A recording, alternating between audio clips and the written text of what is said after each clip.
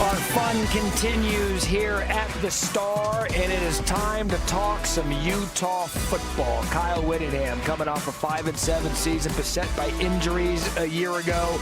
21 years as the head coach of Utah. An exciting quarterback transfers in. They were one of the picks in the conference a year ago. Don't look now, but if Utah stays healthy, Dampier comes in, you're going to see them in a very familiar spot, which is in the conversation for a conference championship. With that, Coach Whittingham, great talking to you as always. Thank you for having me. 21 years. Yeah, that's a bit, isn't it? That's a long time. I worked with Mullen for 3 years, now the head coach at UNLV, and I know you guys have.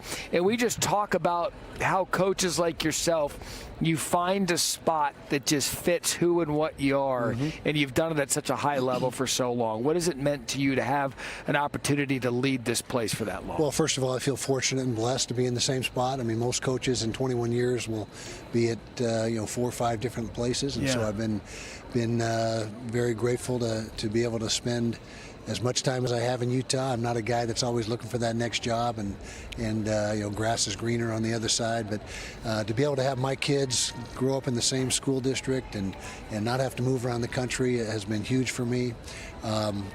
The formula is simple: recruit the right way. You recruit the right way and get the right players in there, you got a chance. And our assistant coaches through the years have done a fantastic job of targeting the right guys with their evaluations, getting the right kind of guys into our program, guys that fit our culture, and they're great at developing talent as well. And so that's something that has been our formula for success. Now that's a little tougher to do now with the transfer portal and with NIL. It's you're gonna have to change with the times, but we still feel like we've got a fantastic culture at Utah, and players really seem to get along well. You know what I find entertaining, and I did this with Brent Brennan, and I don't mean to do it with you on the other side of the rivalry. We had Kalani Sitake up here yesterday, and I said to him, and I said the same thing to him about you, there aren't 2 programs in the country that I believe that know who they are and their identity of players that they want to bring in than BYU and Utah. Why is that, and what is that? Yeah, that's a good question. I think at Utah, well, I know that on our coaching staff, I believe we have 5 players that played at Utah that understand the ins and outs of the university and what kind of players will thrive in our system.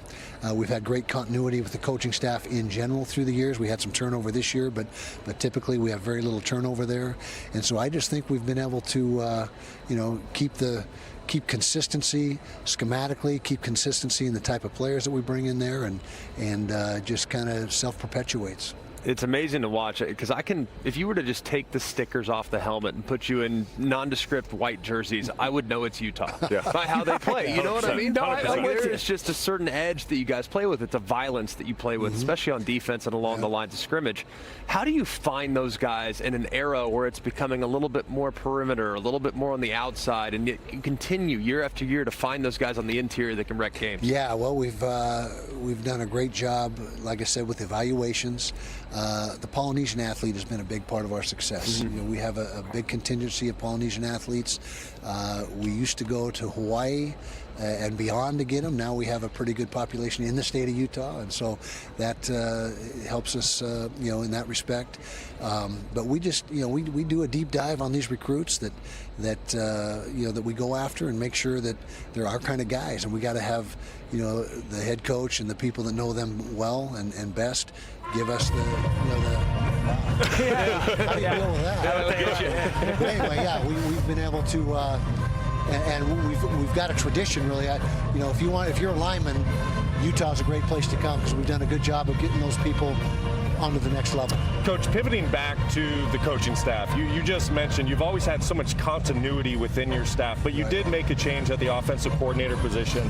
You went out and you got Jason Beck. Why was he the right fit to lead your offense this season? Well, we did an extensive search. Morgan Scally and I, our head coach in waiting and defensive coordinator, and it was a national search, and we independently watched tape, narrowed the field down, and we both came back to the same conclusion that what Jason did in New Mexico with the personnel available to him, he was 4th in the nation in total offense, and just, the innovation, the creativity, the way he utilized personnel was second to none. And so we felt like that was the direction to go. And you bring in, I brought up Devin Dampier. You Absolutely. bring him in from the portal. Yeah. How does that marriage work with coach and quarterback with what you hope to get out of him? It's been awesome. He's been like another coach on the field in spring ball because there was no learning curve for Devin. He knew the offense inside and out. Jason brought the same offense exactly to Utah. Now there's going to be some tweaks based on personnel that he has at his disposal. But Devin was one of the guys that really helped us get that offense implemented throughout spring ball. We brought it up yesterday because we get excited by players that you get out of the portal that we believe come with a chip on their shoulder because they were overlooked. Right. Have you noticed that out of Devin, that perhaps the big schools didn't look at him early and now this is his chance? Yeah, I think the size was probably a concern for the bigger schools, and he's proven that that's not a factor. I mean, how many guys rush for 1,000 yards and throw for over 2,500 yards? In fact, I've been told there's only 4 people in NC2A history that have done that. Yeah. And supposedly they all won the Heisman Trophy, I guess. So anyway, Devin is a guy that wanted a bigger challenge. And, when you go to the portal, there's 2 reasons. You either feel like you're getting not a fair shake at the school you're at, or you want a bigger stage. Devin was the latter. Well, he's dynamic and so fun to watch, but I am curious what's around him. A lot of new faces within the skill group, but some guys I know you feel good about. I know that a handful of transfer guys that have played at the FBS level. So when you were evaluating some of the prospects there at those spots, at running back, at wide receiver, what have you, what did you kind of take into account with what you were looking for?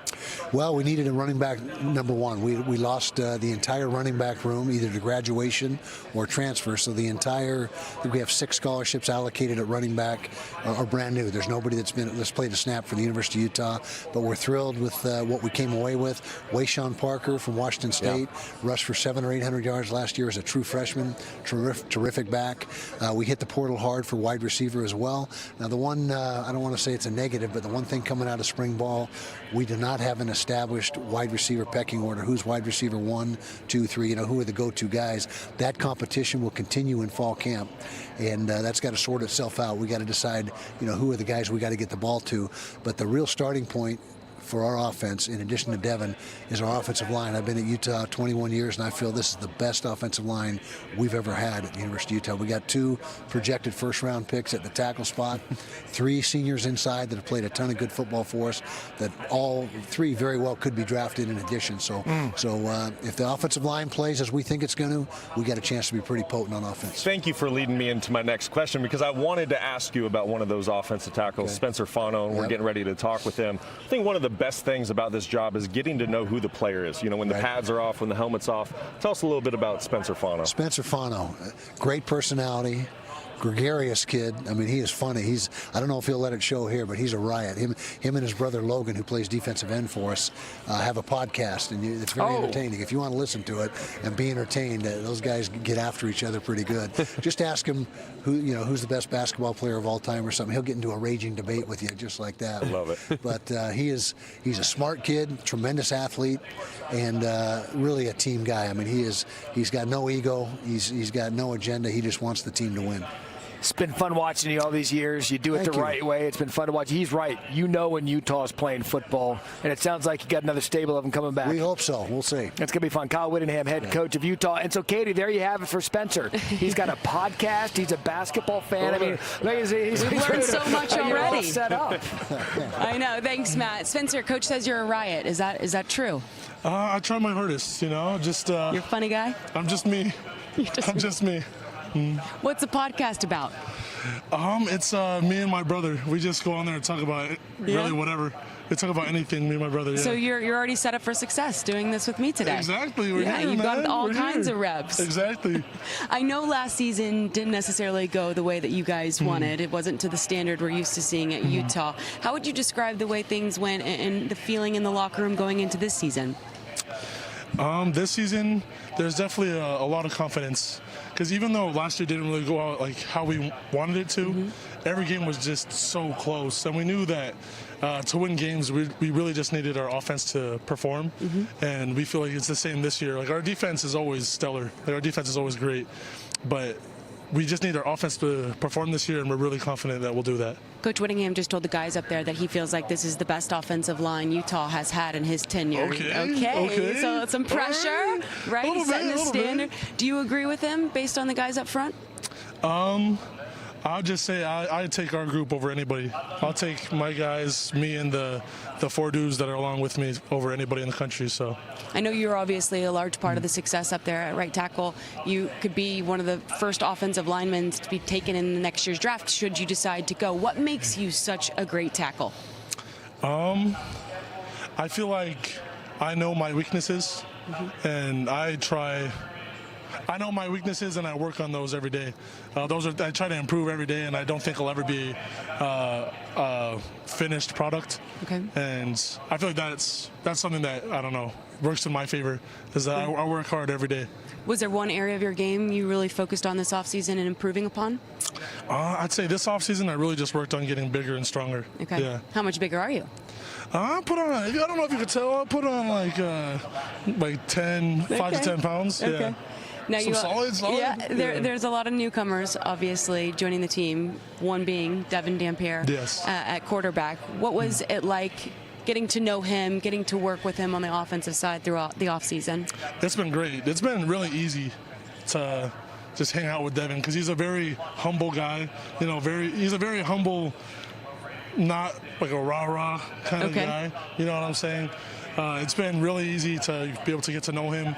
And then you see him on the field, and it's complete opposite. He's just a baller. So it's been great to get to know him. Awesome. Well, we're really excited to watch you guys play this season. Thank Spencer, you. best of luck Thank in you. the season, and thanks for stopping by. Thank you so much. Hi, Mom. Love you. Matt, let's hear from Devin, the humble guy. Yeah, I feel like Hi Mom went away in TV for a while. It was such a trendy thing to do. Is Spencer, the offensive lineman, protecting this next player, Devin Dampier, Utah quarterback. Now, here's why I'm bullish on Devin Dampier.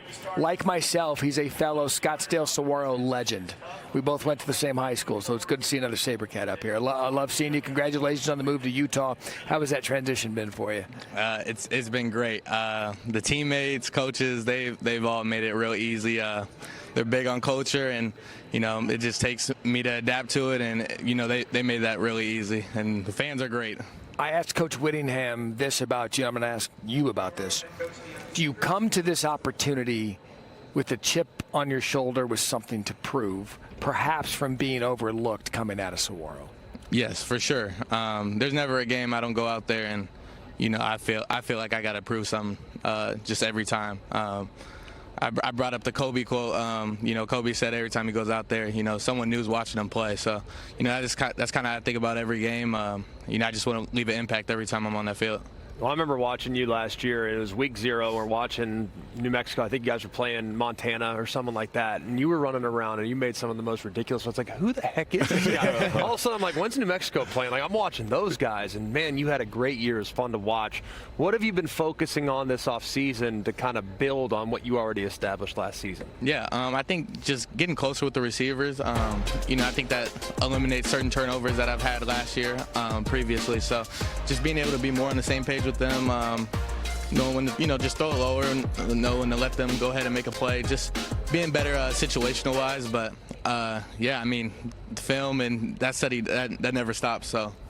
Devin, speaking of film, I'm curious when you get to know players and you visit with them for the first time, who do you study? Who do you watch? Is there somebody that you want to model your game after? Is there a particular guy playing quarterback at the next level that you try to study?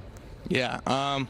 So I started off just growing up, it was Aaron Rodgers for sure. I think he throws the ball the best I've ever seen a quarterback throw the ball. So that's who I grew up. But right now, Baker Mayfield's my guy. I'm a big fan of him in college, and now in the NFL, he's doing tremendous. So that's definitely my inspiration. What is it about him that you like? The energy for sure. I think energy and the way you can just bring up other guys. I think he's one of the best at making sure that his whole team is up with him and just to uplift everyone. That's where it's at. So how do you lead as a quarterback? I'm sitting next to two great quarterbacks from college football and in the NFL. Like, what's your leadership style? Yeah, I'm definitely show first. I don't talk right away. I let you see how I work, and I gain that respect. And after I feel I gain your respect, then you know, it's just a very mutual conversation after that. I'm going to get on you, you can get back on me. Like, just keep things very 100 with each other, and I feel like that's the best way to allow somebody to know their mistakes and let them know what they're doing good as well. Never get too low, never get too high with anyone, but yeah, just continue to acknowledge that when they do good and critique when they do bad. Yeah, there was one game last year when I was watching you. It was Utah State. I'm sure you remember the game. Y'all were in a hole early. I think you were down like 17-0. You have a touchdown run wiped out by a holding call or whatever it was. All of a sudden, you start absolutely lighting them up, and you end up beating them pretty good. I think it was like 48-45, some ridiculous performance. I think that spoke to your leadership, is that you're in a hole early, and yet, boom, on the road, we're going to flip the switch, we're going to get it going again. You're going to see some tough defenses in this league. You know that.